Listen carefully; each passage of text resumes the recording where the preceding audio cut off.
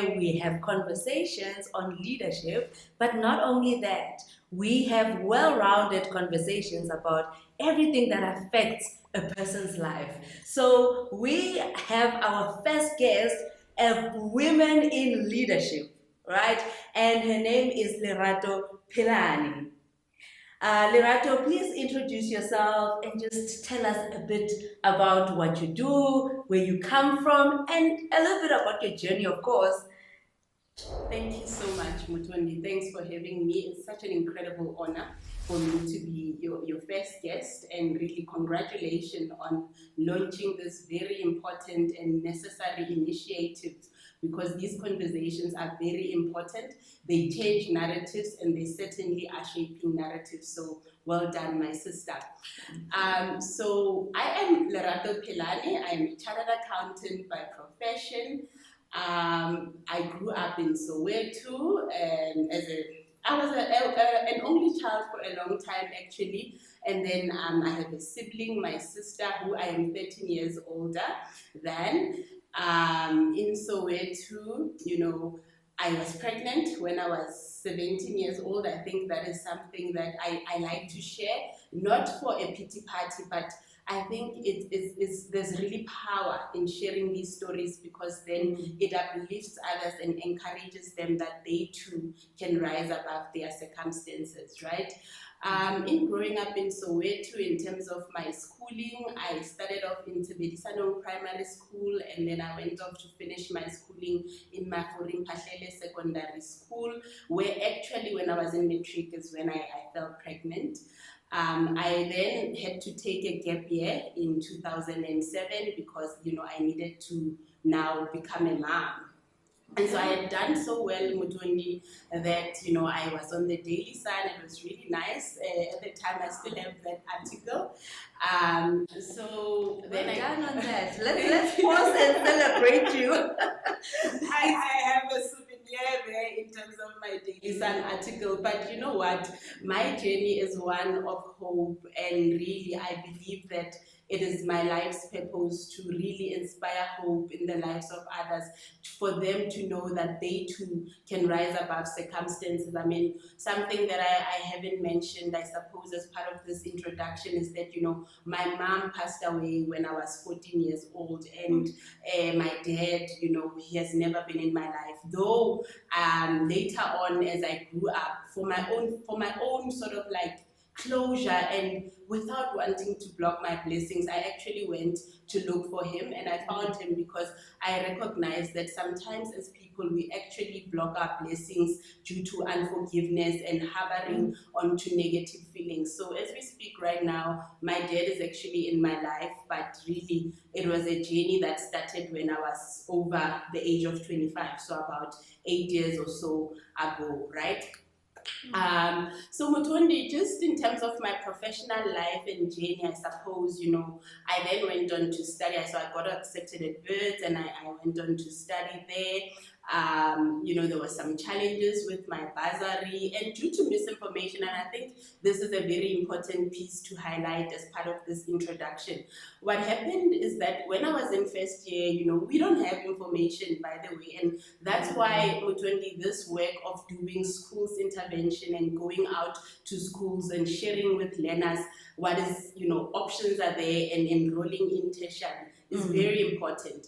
Because I remember, going on to Wits, big university, I don't even know what this is about. It's probably the first time that I'm actually out in the world like that for the first time as really a young adult. We were in all week registering, and I saw people going through the tables, and I thought, okay, all of us, we are here for the same purpose. We are all registering. Lo and behold, because I see the people are stopping there, so I'm like, I'll also follow them. I'm following. Unfortunately, what happened is that I ended up registering for a BCom double major in majoring in information systems, and can you imagine what am I doing in IS? So what that led to then in terms of my bursary a few years down the line, as they are looking at their results, they're like, girl, why are you giving us information systems? We are sponsoring people who want to become chartered accountant. And then, but luckily when I was already in campus, I learned that, okay, this is not the stream. So I managed to drop the information systems major in my first year. And so just in terms of that, but I didn't go and update the administrative aspect of it. And so in terms of what you see on paper, it says information systems. So then at Wiphold, where I was actually a bursary recipient, so the leadership there was like, girl, what is information system doing? We want accountants and whatever. And so I couldn't convince them because on paper it says information system, though in theory I was then, doing the accounting subject. So information is power, Muthondi, and it's very important that we continue to go out and raise awareness, especially in the schools, in the townships, and in the rural areas, because a lot of us are first generation, CAs, leaders, whatever, and so we don't necessarily have people in close proximity to us that we can ask and say, what are the requirements? And that's why I'm very passionate about this work. And I'll talk a little bit more about it when I tell you about my leadership journey. So I just want to tell you quickly in terms of, just what the journey for me to be here. So I suppose, there were a lot of challenges, Muthondi. I mean, I lost the bursary as a result of this misunderstanding of admin.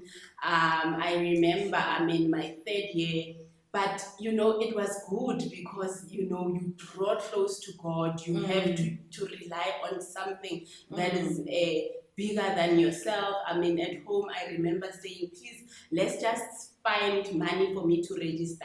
Everything else I will figure out when I get there. And I did. When I was in school and in my third year, because I was now staying at home, every chance I got, I was spending time in the library.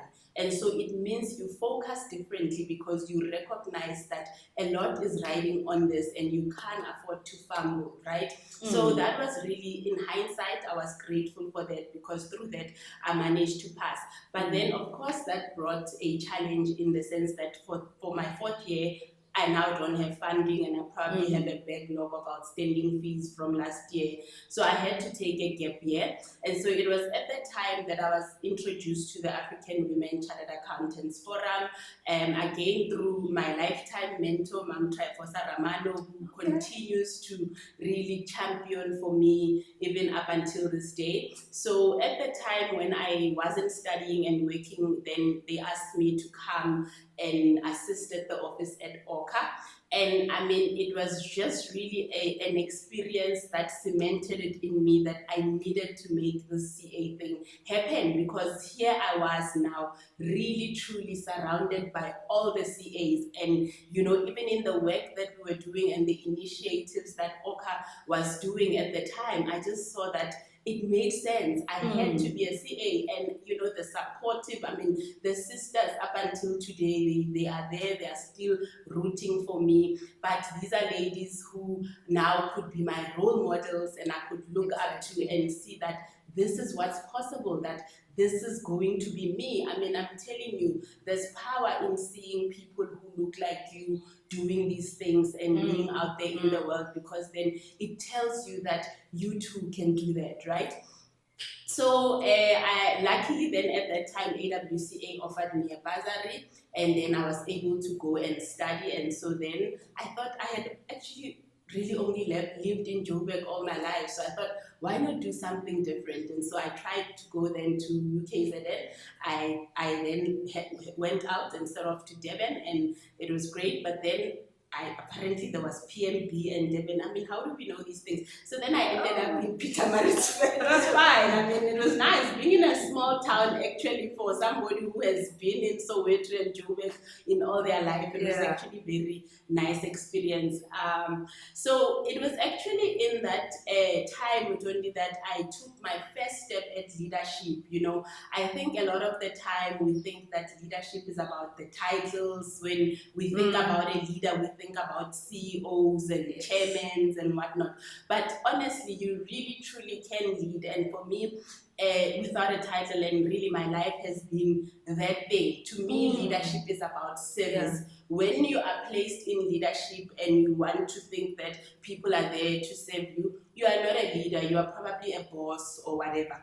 If you are leading people, the only thing you have to constantly ask yourself is, how can I be of service to those that I work with, and even those that I am providing, whether a product or a service or whatever the thing is, right? So servant leadership is quite close to my heart.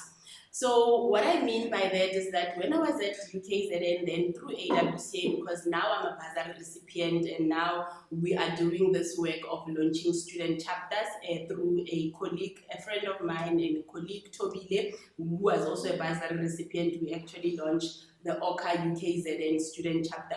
And I mean, I guess when you're a student, you don't necessarily think that you are leading. You think you're just doing what needs to be done and making sure that there's a movement, there's a forum.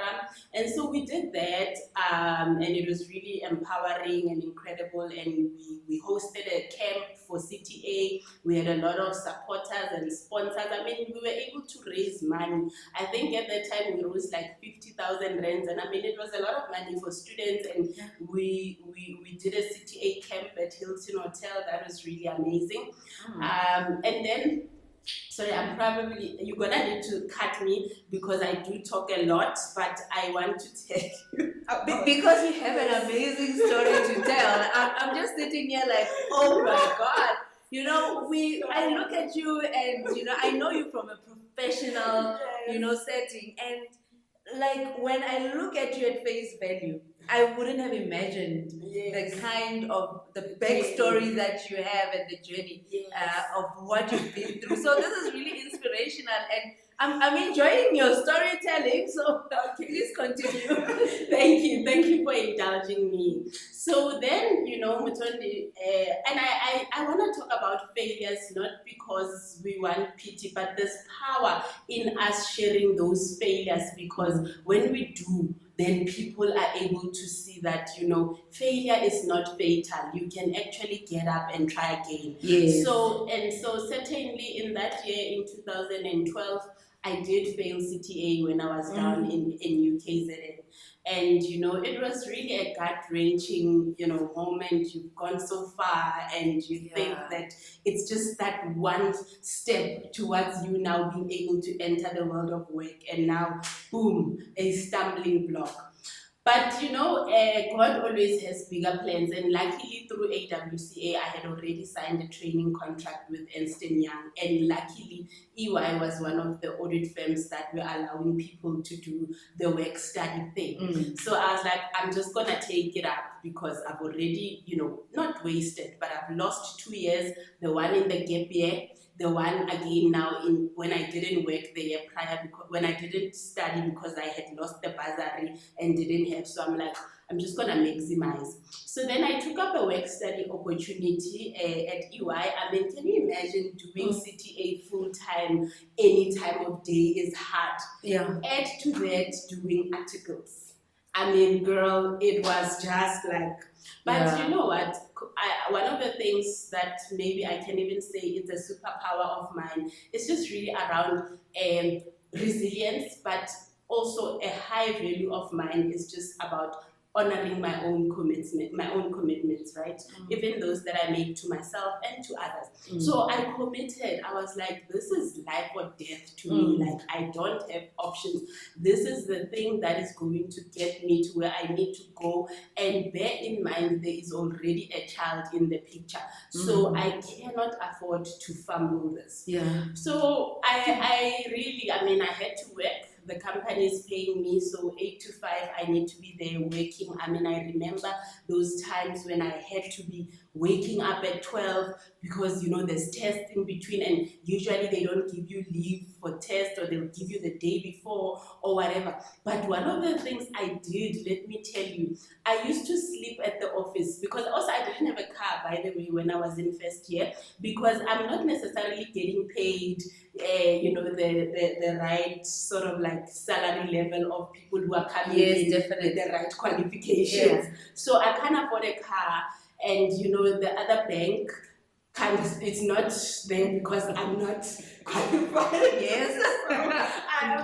The odds they continue to be stacked against me. So I was there using, but the rationale in me sleeping at the office, let me tell you, is him saying that, oh my word, I'm commuting from Soweto, and I must. So when you say sleeping at the office, it's not figuratively, No, it's literally. Yes, and because I used to get along with the security. Okay. So then there was a room there. There would be like, there's a couch, take a nap there, literally. And I would wake up and I would shower in the basement showers there, where I'm telling you. Shout out to the security guards. They're doing the work of the Lord.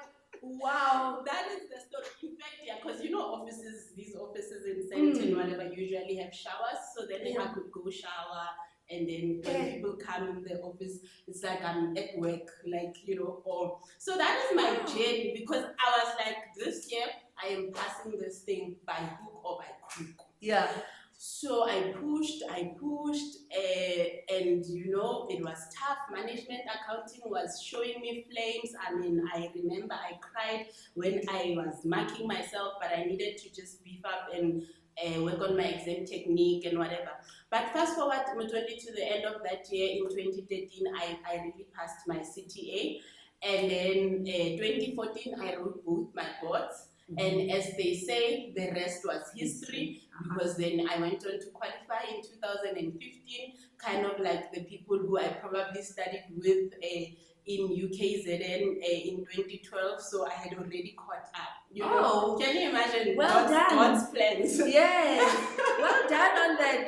So that was quite a wholesome about Lerato. See, now you've qualified as a chartered accountant, and now we call you experienced. So now you lead, but then you lead at a different level. Right. So before we move on, I just want to nitpick on the things that you mentioned in your story, which I find to be, a bit, it's amazing. It's really amazing. So you mentioned that you had a child at a young age. And I believe that someone out there who is watching this might be in the same shoes that you were in those many years ago, right? So what was the one thing that kept you motivated, or what helped you to bounce back from that? Because I would imagine that you're a teenager and you're saying you lost your mom as well. The people around you, we tend to be very judgmental to people who have kids at a young age. So what was that experience, and what really encouraged you to bounce back? No, you know what? I mean, I don't know if I bounced back or what I can call that, but in 2000, so I had the child in 2007, my son Kiamukhetsu, and then I started applying for jobs, and at that time, because I don't necessarily have experience, so the best things, and at that point the only thing I have really is matric, right? So then I applied for learnerships.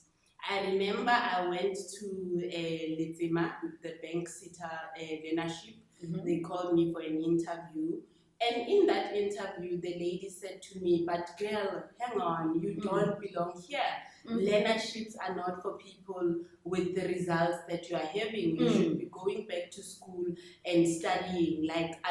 We're not gonna reject you, we'll take you, because definitely you tick the box, you've got the matric, but with these kind of results, the place for you to be is really in university. So that was the first thing, and I thought, okay, I need to go, And then, look, people judge, and one of the things that I've really learned in my own life, and people probably sometimes think I don't care or whatever, but you need to learn to shut down the noise.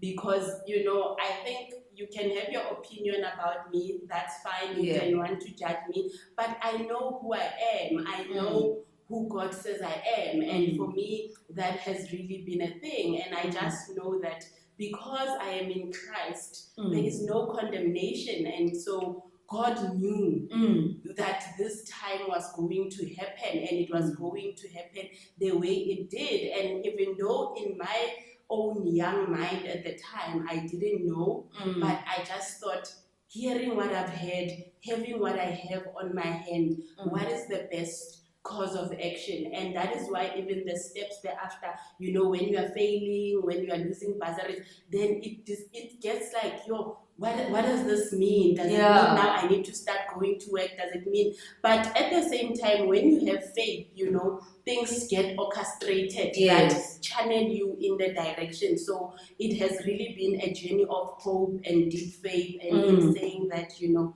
Lord, none of me, but all of you, and may it be unto me according to thy word. And for me, faith has really been an anchor, even up until today, because sometimes we are looking at situations, but we have to know that the word of God also says we don't walk by sight, but we walk by faith. And so, but yeah, I don't necessarily, you can say what you want to say, but just know for yourself who you are. Wow, that's powerful. So in summary, you're saying your faith is what held everything together when all else was falling apart. You're like, God, it's me again, you know. Effectively, Mutoli. I mean, even with the CTA, like I said, management accounting. Yeah. I mean, there was a point where I got 3%, and I think they just gave it to me because for my names. And when we had finished writing the paper with another colleague of mine who was also on the work study program, he was like, yo, that paper is hard, I now have failed. I said to him, you are now I've passed na capacity, and that's it. And then I was like, I'm not gonna condemn myself. Yeah. Now I know what I know what I've prepared, and that is what I'm going to leave it at. Yeah. Because sometimes we give life to negative things, we speak negatively, and we condemn ourselves. Words have a creative power. We have to absolutely speak of things that be not as though they are. That, you know what, even in life, you know, people come and we want to act woke and whatever. But honestly, the word of God has everything. If you've heard me, everything that I've said mostly now, it's just from the Bible. So those things are there, and sometimes we come and people come and they make it nice, and then it's great that they made it philanthropy and philosophy or whatever. But when we go back to the foundation, we will never go wrong. So words have a creative power. It is there in the Bible, and then we need to walk by that. Yeah. Okay. Thank you so much. And I think that will be so encouraging to someone who's listening. So if you are that person who feels like, you know, you have failed at something, you know, and no one is supporting you, everyone is judging you, there is still hope. Yeah. You know, you just need to hold on to that faith that your life can still turn around. Absolutely. You're sitting here, you are a chartered accountant, right? And you have been selected as one of the finalists of the top 35 chartered accountants in South Africa. How amazing is that? That is huge. That is huge. And I'm taking it based on our earlier conversation. You are bringing it home. Thank you very much. God willing. Yes. You know, like I said, words have a creative power. And so, my sister, from your mouth to God's ears, hallelujah. It is done. It is done. No, all the best. I know the judging days are soon approaching. And yeah, I trust that you are going to really show up and really bring this one home. I hope so. I hope so. And yeah. So let's delve a bit into your leadership journey, right? And I know you've already mentioned that leadership is not a title, right? So how do you interpret leadership as in your context? What do you believe leading is? So service is really what what comes to mind when I think about leadership. It's truly about servant leadership and saying, how do I use my skills, my expertise, my knowledge to be of service to others? And so that has really been what my entire journey is about. If I look at all the leadership positions or whatever, in leading whatever that I've led, it's really against the backdrop of wanting to be of service to others. And Mutwandi, I say often that being a chartered accountant is probably a conduit that God used probably to help me break out of my situation, but my passion truly lies in people.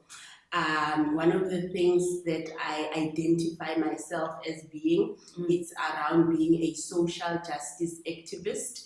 I believe that there's power in us advocating for human rights, advocating for belonging and representation of others. And so this has truly been a common golden thread even in my job. I mean, my professional career has really only been in auditing, both internal and external, but many of the things that I have done is really in around saying, how can I make it better for others?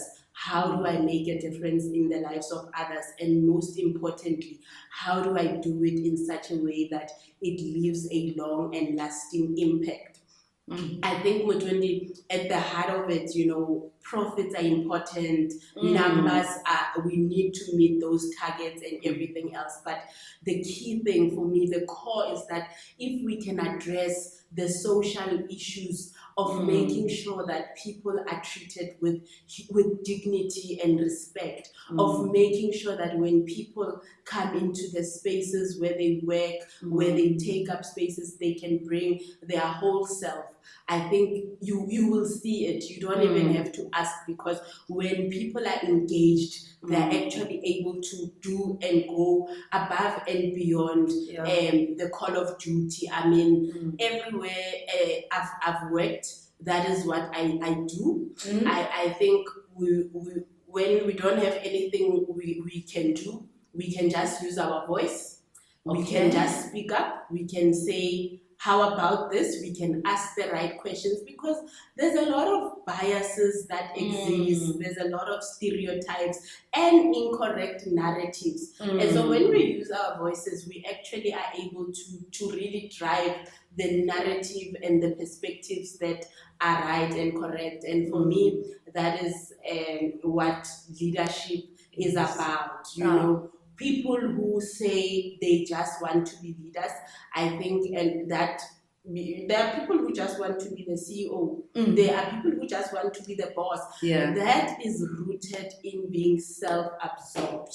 That is rooted in selfishness. When you are in leadership, you are there to make a change. You are there to move the needle in making their lives better, in making South Africa better. We all have a role to play, guys. We need to stop this thing of saying, hey, government this, politicians that. No, Mother Teresa says that if all of us can sweep at our own doorstep, it can be a clean world. 100%. So if as Lerato, it doesn't have to be big, but in the space that I'm in, I'm saying, okay, let me go to my old school, let me share something, let me do a stationary drive.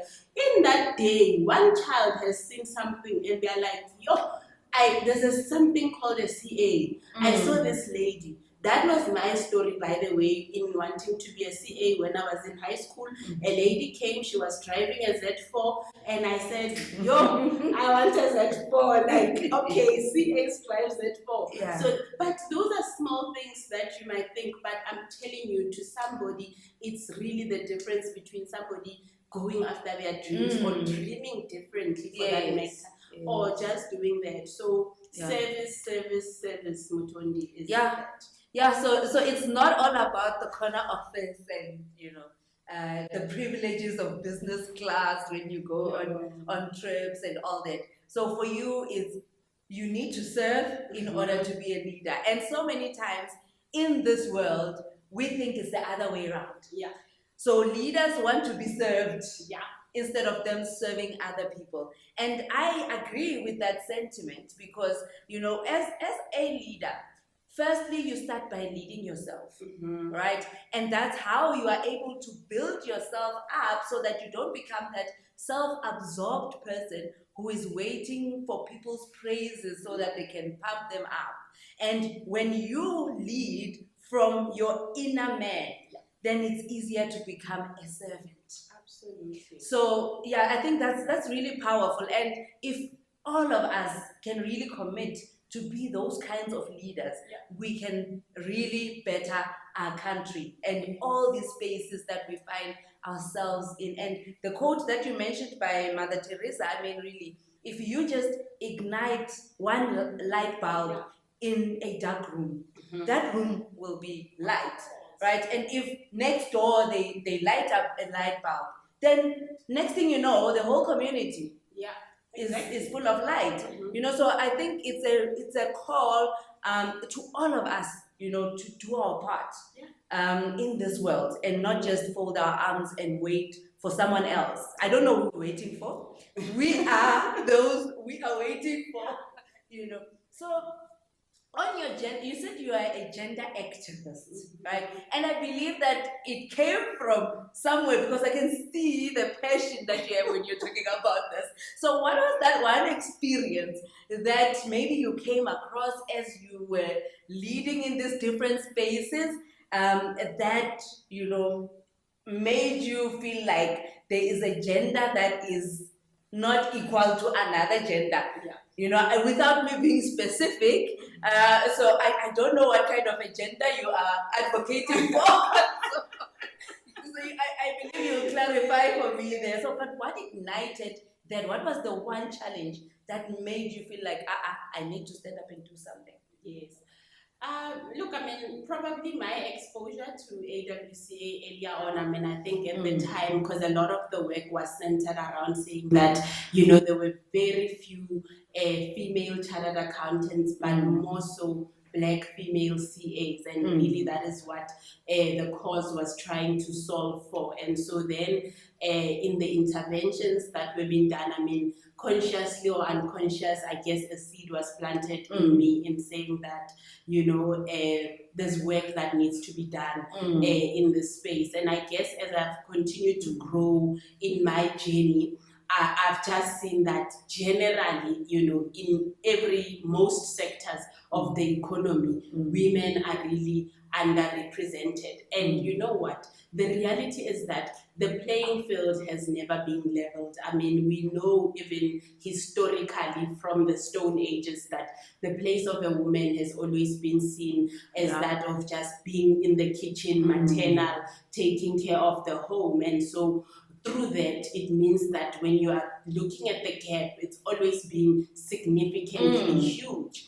And so then, in the absence of allies in our male counterparts who are really advocating and wanting to create space in certain sectors that we've always seen as being male-dominated, then it becomes problematic. So even then, when I started working, you then just start observing to say, so the gender, by the way, is women. It's women. We are safe. We are left. But honestly, when you start working, you see, but it grew. So once I started working, I'm seeing nuances. And by the way, Mutundi, right now, the discrimination, if you want to call it that or whatever, is very subtle. So now it's no longer that people can come out and say, you women, stay at home. But the exclusions that you experience is just in you being, people talking over you saying something, and then Victor comes and he says the exact same thing, and it's celebrated, and it's a brilliant idea. So those are the things that you experience, and you say, but I just said this thing now, so why is it now that Victor is saying it? It sounds great. So those are the biases or the undertones that these things are manifesting themselves as. And then in entering the world of work, you see that, okay, there's different diverse people, you've got whites, Indian colors, what, but then you just see that, and part of it, by the way, so that it's not like I'm saying a specific group of people is right or wrong. The problem with this is that we are not all starting from the same place. So because the playing field is not leveled, as Lerato, I'm coming in, like I said, I didn't have a lot of role models. Now I must work. They give me a laptop. And remember, at that time, we only saw computers probably when we went to varsity, and even then we just went there to check email. Like, you're not typing like, you don't know. So then when you are at work, people then they don't ask or they assume, and because they probably only know a perspective where on their side there's a study at home, computers is for playing, what, then it's perceived as Lerato is lazy. But Lerato, honestly, she probably doesn't know. Lerato maybe needs a little bit more setting up, effort or whatever, because now this thing of formulas and what, I don't know it. I'm experiencing it. And of course, Lerato, you do have a responsibility to speak up and say, look, this is something that might be foreign to me, and so please bear with me. But unfortunately, the grace doesn't exist in work. You are expected to get in there and you are expected to hit the ground running. So unfortunately, that is some of the things that cause those biases to exist at work, where then you experience that the trainees, the black trainees, the black people, whatever, they start feeling like this experience is unbearable, and they feel like, I can't do this anymore. I want to do my articles and go. So when we talk about the work of equity, is then understanding that Lerato and Bianca are not starting from the same place. So when we are assigning effort and resources, possibly instead of giving them the same length step for them to step on, then maybe Lerato can take 3 steps so that she can have a bit more height to be able to see on the other side. And because Bianca might be a little bit taller, so I guess in my mind I'm visualizing, but I really want to explain this so that the people who are watching can understand. So you have this picture, Mutondi, of a child, a mother, and then a dad. So you can see usually the fathers are taller than moms, maybe, and then so when we are trying to look through that wall to watch on the other side, we can't give everybody the same level of height, because then if we do, the child is gonna just see the wall will still be blocking him. But dad will probably be even taller than he already is. And so that is what equity is about, to make sure that dad, you probably need to take the shorter thing, and then child, because you're shorter, take a taller thing, and then it tips the scale in a different direction. And that is what the work of diversity, equity, and inclusion is. And for me, that's what I saw, that sometimes in these spaces, everybody is treated equally, and then when we do that, the other people can flourish who have had an advantage, regardless maybe even of race or whatever, gender, but because of advantage. So when people struggle, I think it's important for us to then ask and say, do you need more help? Do you need more support? What is causing you to struggle so much? And so for me, those were my observations. And then I was getting pulled, because I thought, no, man, we need to advocate for this. We need to raise awareness. People don't know. People don't know the challenges that we face due to inequality rather that has existed in the past. And so part of the work that I do, even as an advocate for diversity, equity, and inclusion, is in creating those teachable moments where, as we start to open up and we say, this is the vantage point with which I'm starting from, then you are able to say, actually, I didn't know that. Now that I know better, I will show up for you in a different way. And so some people they resist it because there's always a line of defense where people feel like no, but Yeah. everybody, women, you want to take everything, you're coming for Mm. everything. Black people, you want to take everything, you want our things, but Yeah. that's not it. So, and that's why I'm saying that when we are doing the social stuff and people can feel that they're treated with dignity and respect, I'm telling you, there will be peace in the world. Everybody will flourish, results will be prevalent, and we will all thrive. Okay, that is interesting. I do agree with your sentiment, but I want to go a little bit deeper because I mean it depends on how someone interprets it.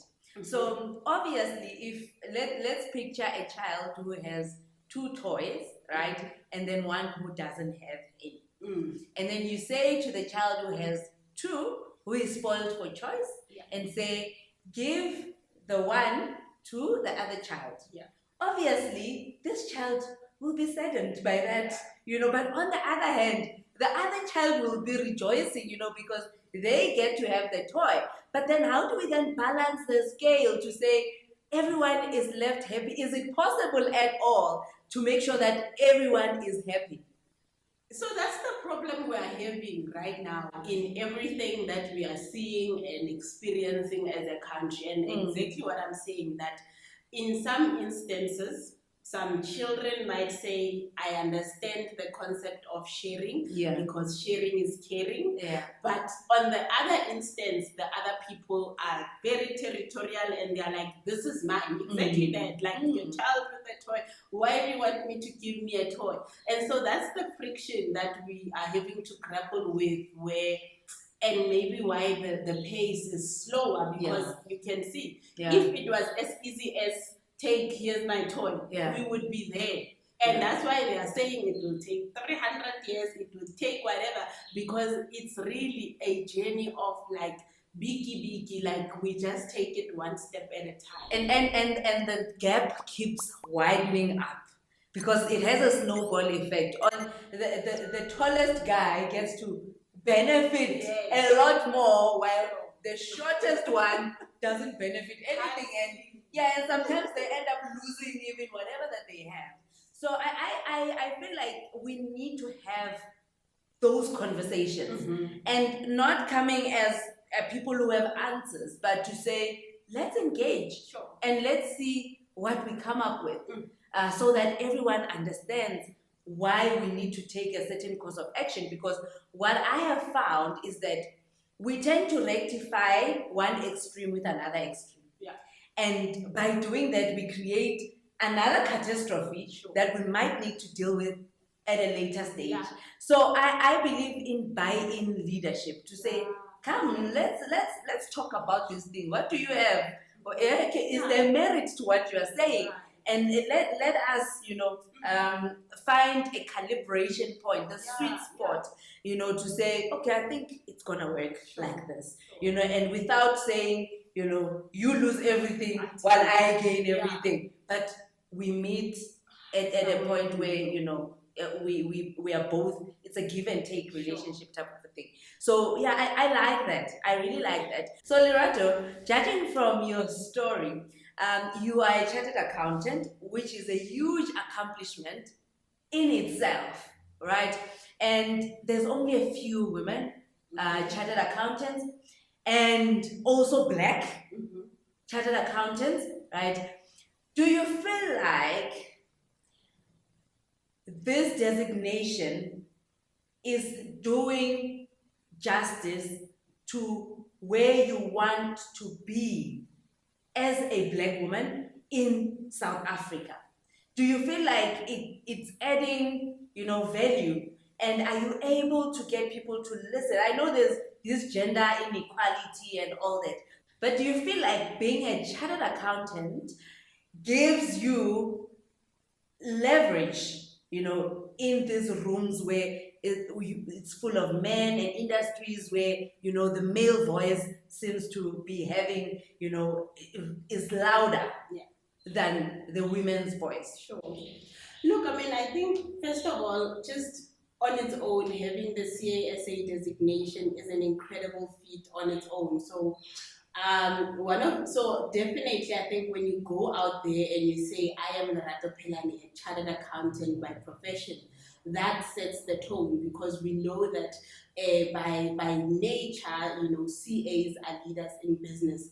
But certainly, one of the things that I've witnessed is that women are very shy to really go out there and say it with boldness and courage. And not only with just the CASA designation, but just all the achievements in general. I think as women, we tend to shy away from going out there and really saying that this is Lerato, this is what I do, and this is what I've achieved. I mean, like I said, I was a former bursary recipient of the AWCA, and this year at the Women of Substance Gala Dinner, I was invited to speak, just to say, where I am and what I do, but also with hopes that they could raise more funds, for many more Leratos, by the way, to be unleashed into the world. Yeah.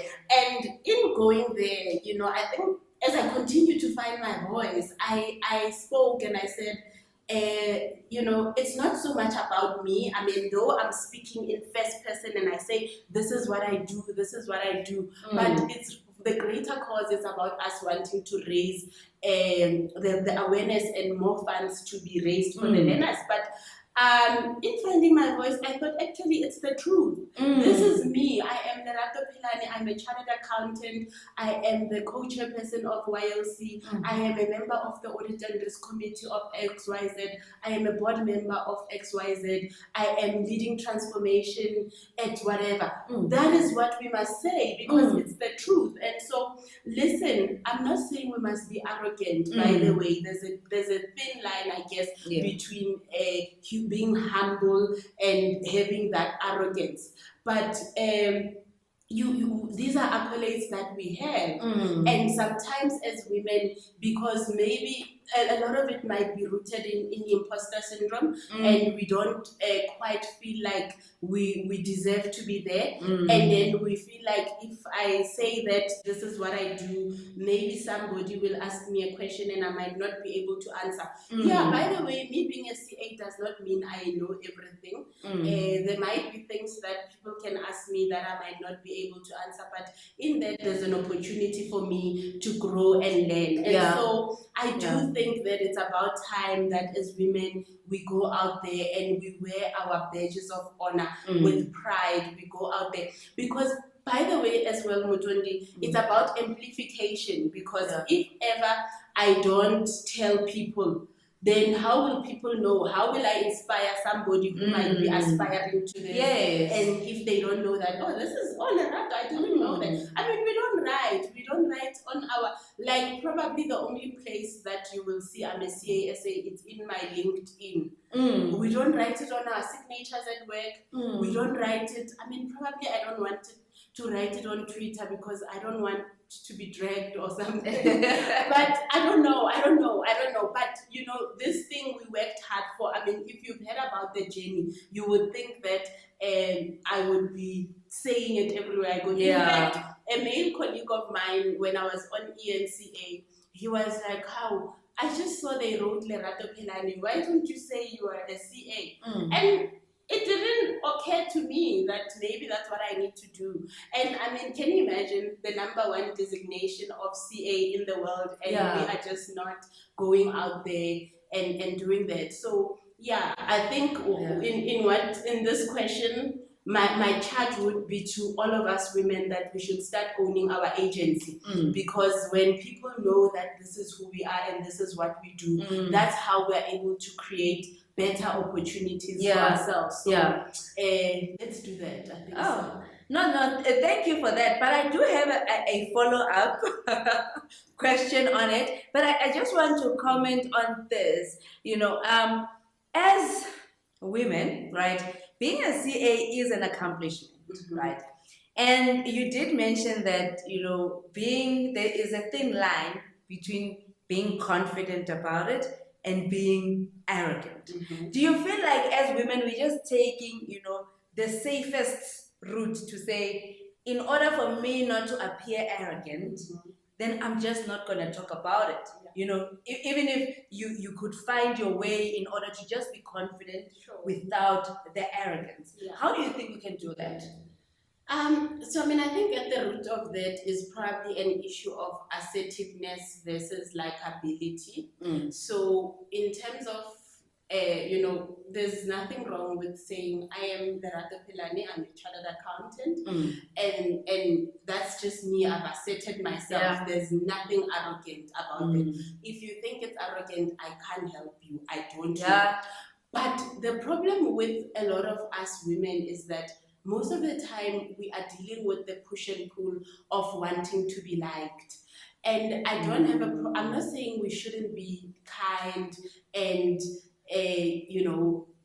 kind to other people, friendly, fair, but we really sell ourselves short simply because I want the most likes on Instagram. I want Tepo to not feel bad about himself. I want everybody in the room to feel like they are great. Yeah. No, guys, for me, it's a few things. It's about firstly having courageous conversations and being a truth teller. We need to say, as a person, this is who I am. And I'm not trying to be mean, but these conversations need to be had. In me leading you, I have to hold you accountable, and it doesn't mean I think I'm wanting to be mean. I mean, one of the things that I subscribe to, maybe to get to answer the question, is about the 4 F's of leadership. To say, as a leader, you have to be fair, and fairness means that you don't take more than what you need, and you give credit where it's due. And then at the same time, you have to be fair, because remember, we have objectives. When we come together for a common cause, for an initiative, for a project, for a work, we have objectives. And so you need to be able to can hold people accountable and say to them, where are we with this? What are the impediments? What do you need? How do I make it better? Yeah. And that then leads to saying that I can be firm to you, but then in the same breath, I can be friendly. And friendly, Motondi, doesn't mean that we are friends, because I've seen that sometimes there's a thin line as well in terms of colleagues thinking that just because I can smile with you and make nice and chat, that we are friends. Because remember, familiarity breeds contempt. And when people become to start thinking, now you can't ask questions because you're going to be upset because now me and you were hanging out somewhere and now I can't now exercise my duty. And so then that leads to the other F, which is saying we shouldn't be too familiar. That, sometimes as a leader, it might mean that I'm not going to go out for month-end drinks every month every week with the team. Because remember, when we are in those spaces, we let our guards down. And then when people see you being vulnerable, they start thinking that will do it. So it's very important to really keep that at the back of your mind. And then in that thing of dealing with confidence and arrogance, it's just about saying that, look, sometimes you need to tell people who you are. Yeah. Because sometimes to be honest, there are some places where you need to say, do you know who I am? And you need to be able to suss out for it. In this moment, I need to tell them that this is me. But in everything, let us be humble. Let us show up as with humility, because I believe that is what God wants us to do. In everything that we are doing, we must say, what is the loving thing to do? And God has blessed us to be a blessing, and that's what we do. But sometimes let's clock the people. And it's so difficult to find that balance. And the reason why I'm asking this question is because we don't have a very good reputation as women leaders in corporate. Right. I've heard a couple of people who, when they relay their experiences, bad experiences in the workplace, most probably 90% of the time, they will mention that there is a woman so and so who is just mean, who Yeah. is like this, like that. Is it another gender inequality thing at play there, to a point where when men do certain wrong things, maybe we don't highlight it because men, it's okay for them to, maybe shout at me. But when it's done by a woman, it's like, hold on, you and I are equals. Why? Especially if we are both black. Yeah. Because you can even see the treatment that you will get from your fellow black women. Sure. When a black man boss walks in, then everyone is just kneeling down. The red carpet is on the floor for that man. But when it's a lady, somehow those standards had dropped. They can give you a little bit of it, but then it's not as, is it because we can't handle it? Or what do you think causes that? No, Mutundi, you are right. And quite frankly, I mean, look, by the way, there are women who are Yobatun, can you please do better? Like, there are those ones where it's like, no, man. But I think you are onto something in saying that whether consciously or unconsciously, there is a bias that exists towards women in leadership. And exactly that, to say, it seems like it's almost expected of us as women that we should be softer, we should be more maternal, we should be more understanding. And of course, I think that is actually our superpower, by the way, that we have, that we bring into the world of work. But even that has its own place, because can you imagine every day if I showed up and I'm a mother at work, nothing was going to get done. So I do agree in saying that there is a bias, and unfortunately women are being held to what could be a different standard. And unfortunately, when you are asserting yourself and calling out certain behaviors, you do then get labeled the angry black woman, the bully, the whatever. But that goes back to that point as well, to say, for me, I reflect a lot on a regular basis, possibly even daily. And in doing my reflections, I am able to say, that was warranted. In this moment, this person is really not showing up in the manner that they've committed to, in the manner that is expected. And so that needed to happen. And then on the reverse side, I'm like, maybe that reaction was too much. And I, by the way, I can go back and say, look, I'm sorry, that was not necessary, though whatever that you did wasn't right. And so part of it is that, to say, we also do our own reflections, but I do think that when it is necessary, we have to crack the whip. And part of it is that I might not be everybody's favorite person.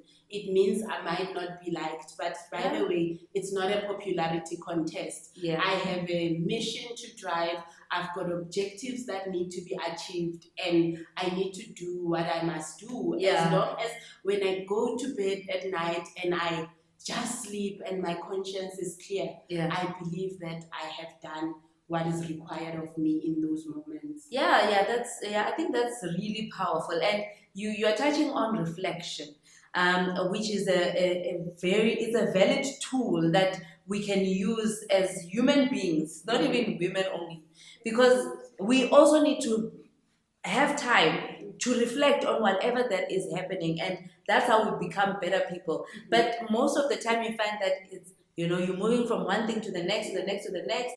You offend people along the way, but that lack of reflection is what makes us even more unaware of our surroundings, and maybe that's why we can be labeled as arrogant sometimes. So you did touch on something when we were talking about the difference between confidence and arrogance, and we were saying that women are not going out and presenting themselves as chartered accountants because of maybe the fear of failure, to fail in public. Maybe I don't want to be known as a chartered accountant because if there's a scandal in any setting and the CA is involved, it becomes a huge thing.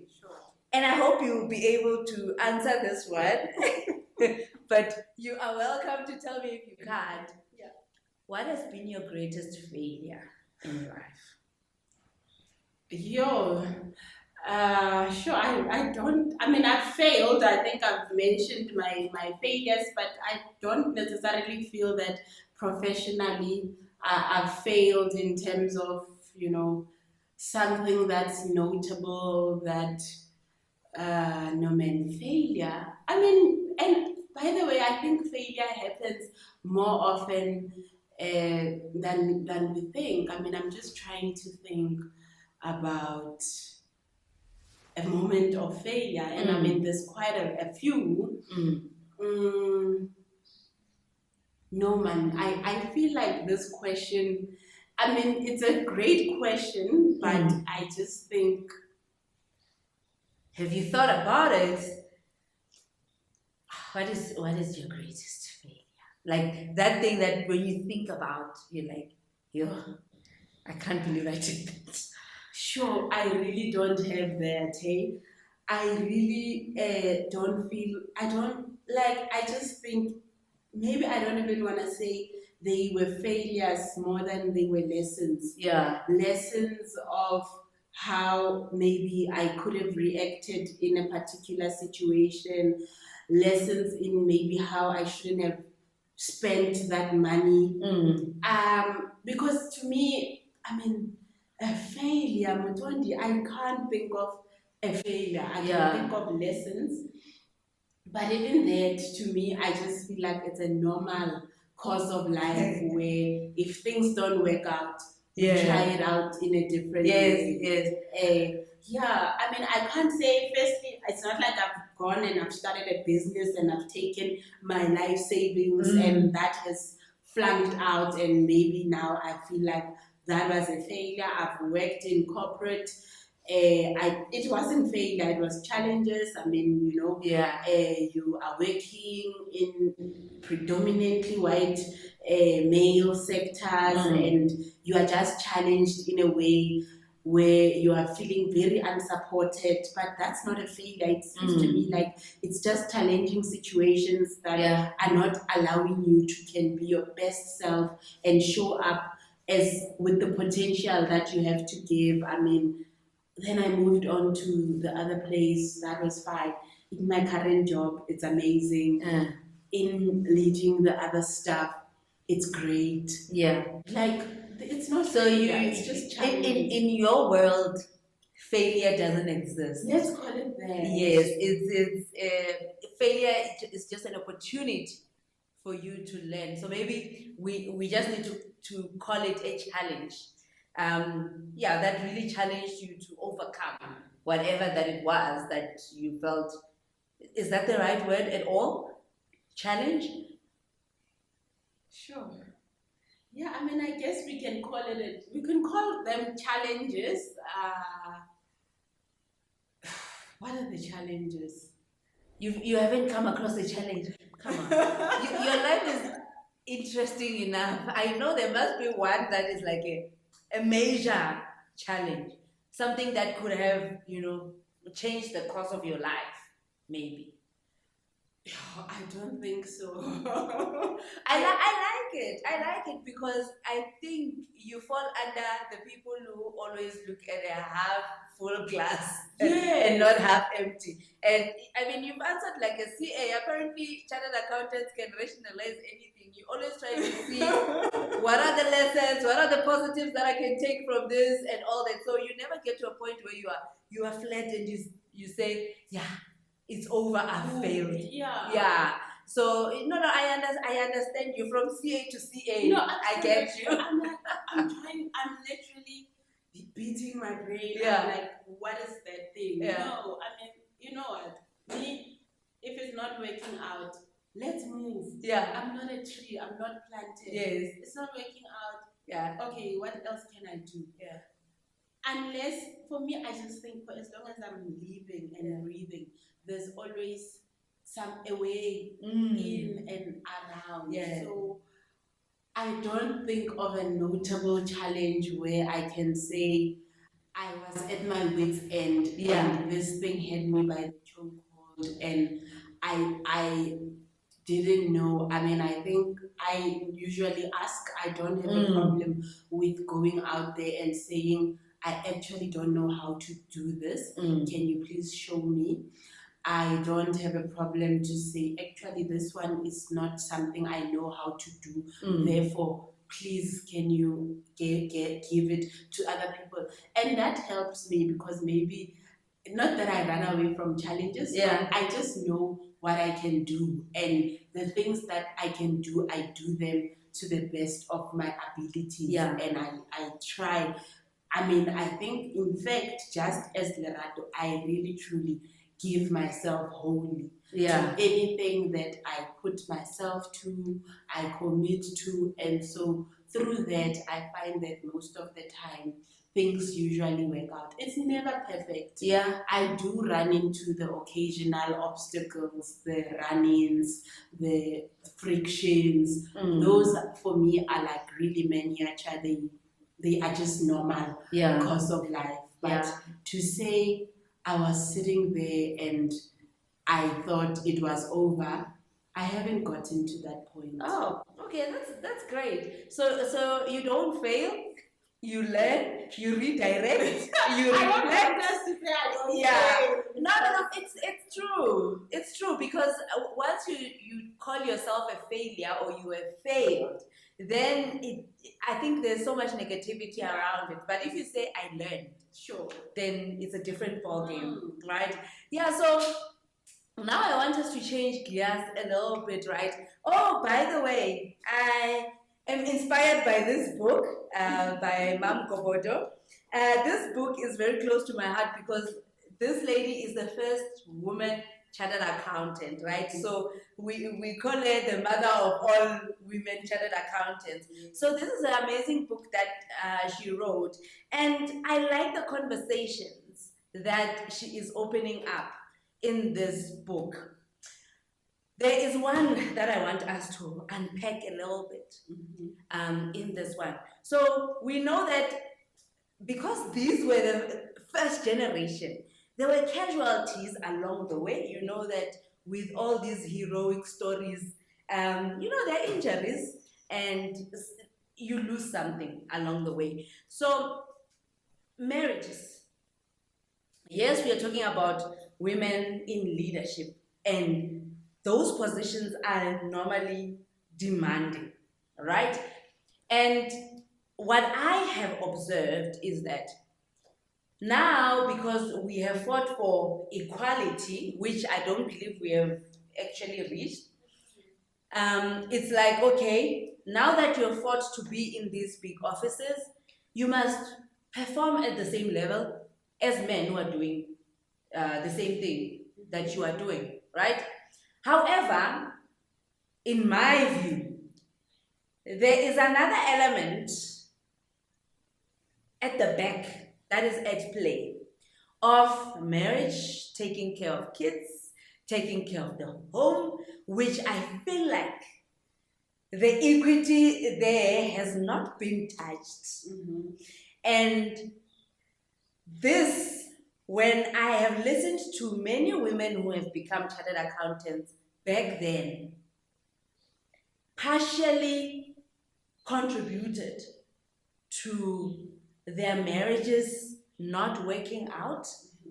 Let me just say, maybe their first marriages not working out because you are this woman who is fired up, who has dreams, who is becoming a first in everything, first CA, first manager, first whatever, in all different spaces. However, there's only 24 hours in a day, right? So you end up not being able to get to other things that in the traditional sense are your responsibilities, right? So how can you say you navigate that in your own life? I know you have a couple of leadership positions and, and how do you work around that? Being a wife, being a mother, being everything. Sometimes we are doctors, No, I mean, when you are asking the question, you were raising this idea around how, for example, as well, you know, with men, they probably are not held to the same standards. And part of it is probably the bias that exists where maybe women are overlooked for promotions and opportunities because then it's like, oh, this one might get pregnant. This one now will tell us they need to leave at 6, at 4 because they need to go pick up the kids and whatever. So those stereotypes exist and they really need to be done away with because first of all, we can pay to get help if we need to.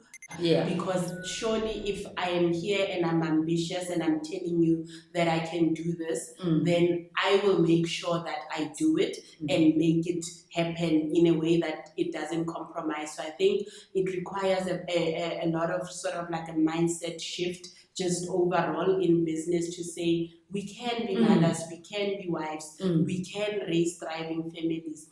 But to answer your question, I mean, I think in his book, Robin Sharma talks about the idea of saying that the things that get done are the things that get scheduled are the things that get done. So you need to plan around it. It requires that you kind of like have structure.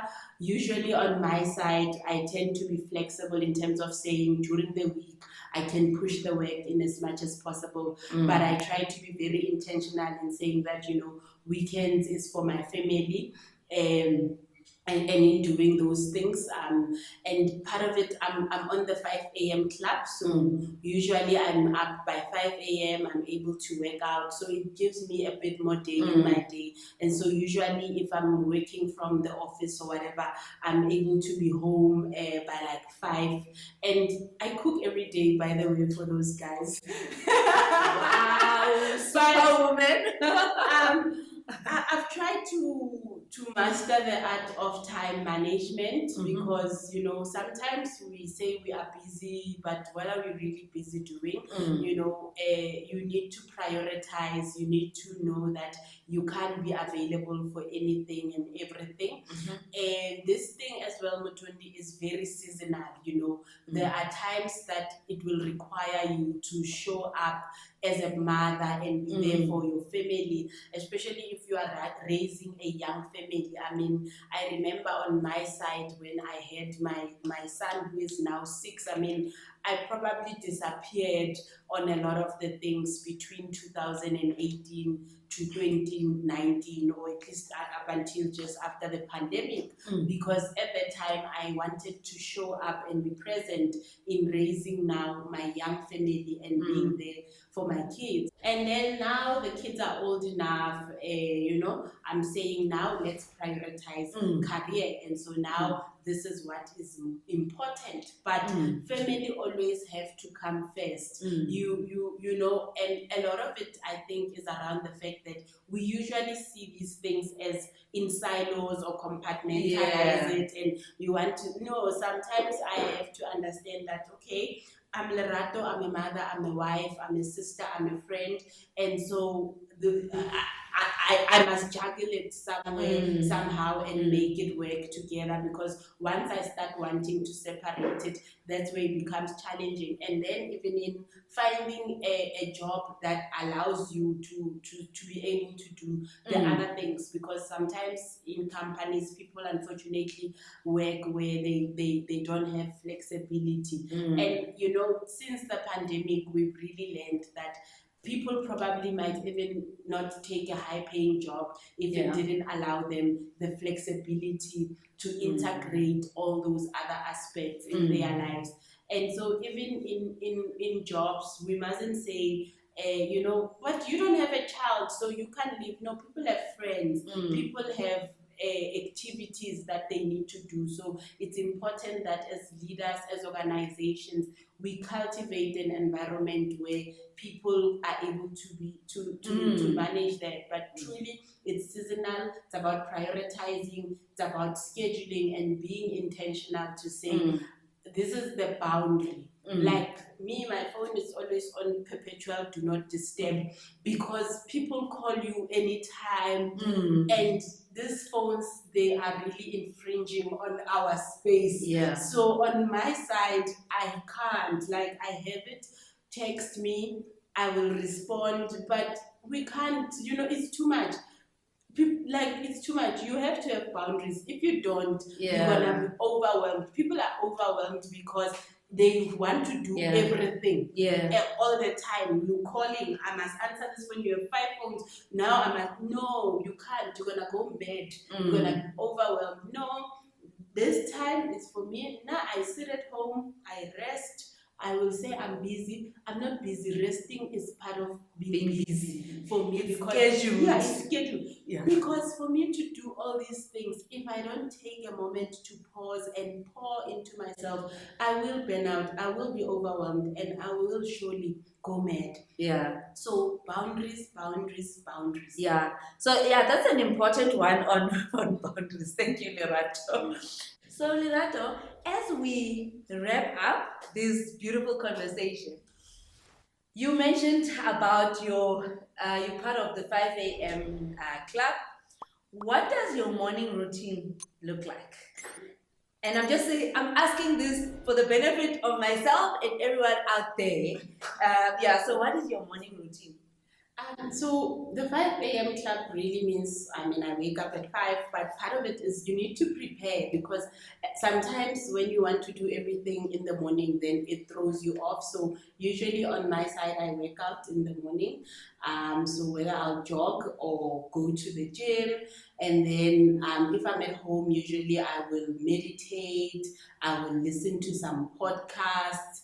So by the way, I also don't listen to the radio or whatever. When I'm in my car, I'm either listening to sermons or podcasts, because it's just the things you put in are the things that are going to come out, and there's a lot of negativity in the world. So that's what I've been very intentional. So in terms of doing that, you can also do a lot of work. It's so quiet at that time in the morning. The kids are sleeping.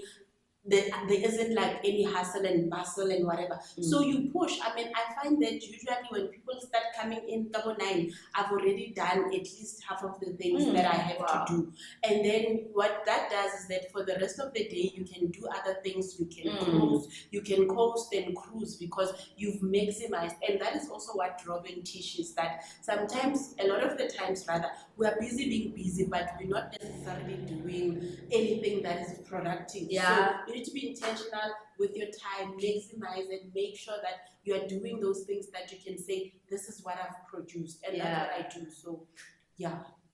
Wow, Lerato, thank you so much. So I just heard that you need to be intentional and also plan your day so that you do more earlier on, and then you'll have more time for the rest of the day. So I think that's a serious plug.